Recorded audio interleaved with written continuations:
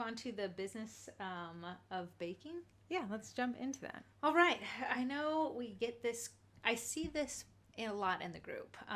People hating on their Favorite client. twin, Heather. I know. And I told him, don't let Corrie know that I'm the favorite. It will only offend her. Guys, you've done a great job of making Heather feel like she's the winning twin, but the DMs and the PMs that I get letting me know that I'm actually number one really just get me through the week. Oh, fine. We're going to have to reach Heather's it. making a face. Okay, so loving that you hate that you love your clients. You know what, Heather? I love what I do, but sometimes I don't actually love who I get to do it for, and I am talking about clients. Some days I just want to do what I do best, decorate cookies, put my head down, listen to Sugar Cookie Marketing Podcast on Spotify. Really? Just relax. Yeah, and then not deal with people. But if you don't deal with people, you actually aren't a business. You're just a hobby. So when it comes to your clients and them not being your favorite people, or as Courtney in the group puts it, when people get all peoply on you. Peoply. Sometimes I just feel peoply. I wake up and I'm like, I'm peoply today. People, no, We're going to people it up. Well, you can't just block them all. I know some people love to say, and I see it in the comments section, is just block them. But that isn't a good marketing answer or a good marketing strategy. Our end goal as a business is to always convert. Whether they are hard clients or the perfect clients, we want to turn them into paying clients.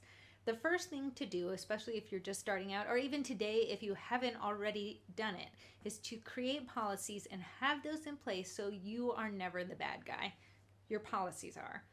Let me explain this. Let's say you have a customer who needs cookies for the weekend, but doesn't want to be charged the rush fee.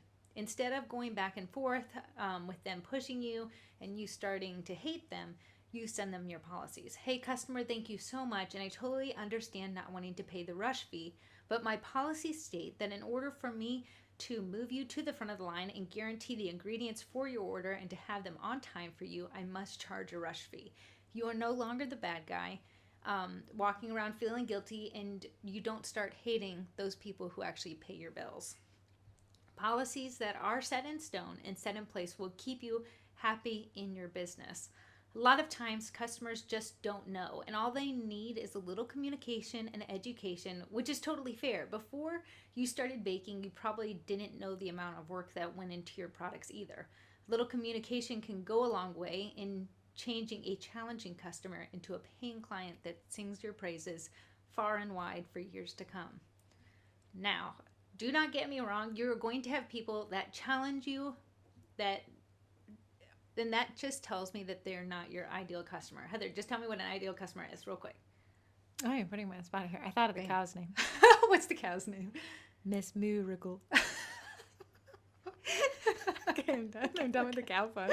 Okay, tell us what an ideal customer is.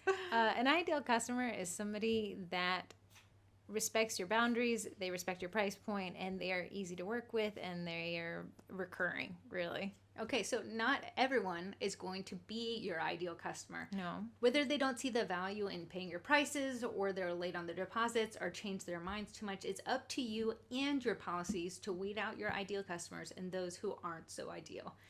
I know when I ordered cookies from a local cookier years and years ago, I had literally no idea what went into them. When she said, "When do you need them by?"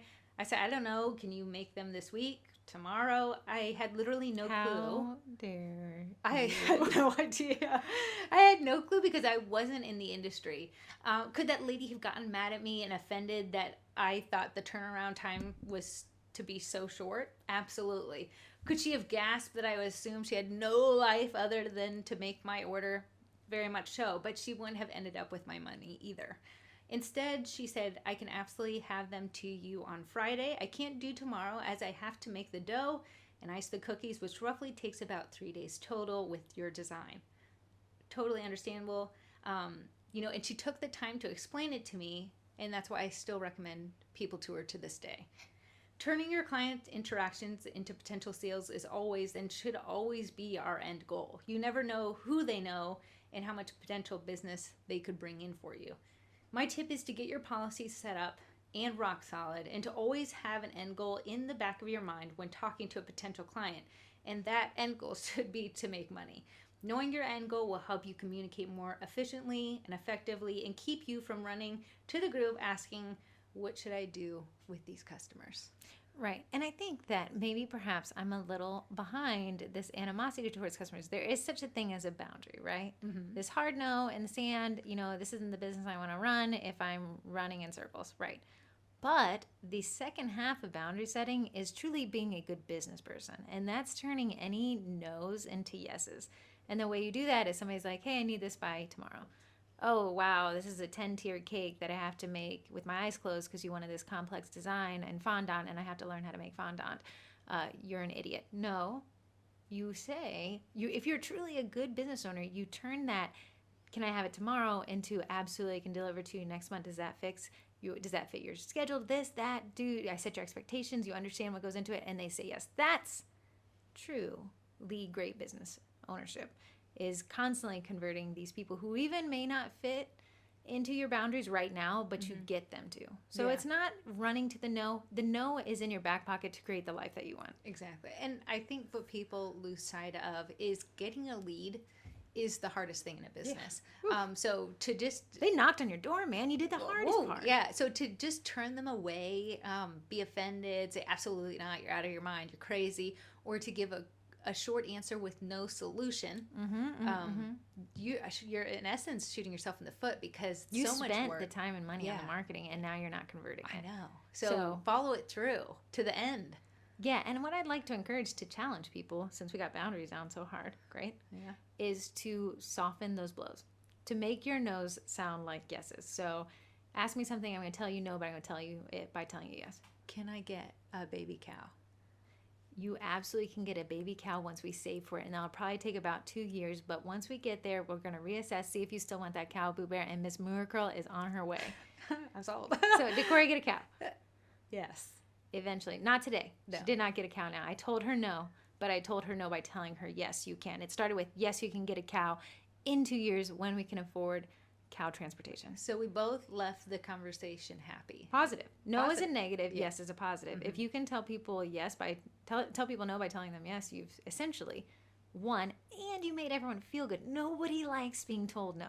Right. But boundaries are essentially the word no, but true business ownership is having that boundary and still being able to tell people yes. Yeah, so I think this will actually turn people from hating their clients, cringing when the messenger notification goes off on their business page, and it changes it to a positive. Hey, I am setting up my pipeline. It might not be a tomorrow pipeline, but it's a month from now, a year from now.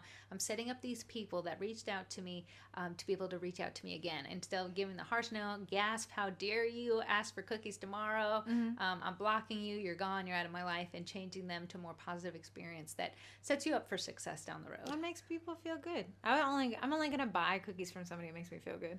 Amen. I'm not going to buy cookies from you. You make me feel bad and me buy again. It's just never going to happen. So does that mean you're going to pay for the cookies I bring you? You get a cow. Okay. Deal. Okay, on to our next segment. So just to summarize what we talked about there is price anchoring is so valuable in helping people understand a price point and then doing comparison. If you guys could look at your buying this week and see where you get price anchoring, it's a lot on Amazon. I can already tell you that. Obviously, the Sephora checkout line. Anything that has a deal or a special, that's price anchoring, because you see the original price and you see that discounted price. Then Corrie hit us with a very long diatribe on, what was that? That is loving your customers. Loving your customers. We gotta love them. Without customers, we are nothing. True. We got a lot of bills, a lot of cookies, and nowhere to put them. Yeah. Love that you hate, that you love your customers. Amen.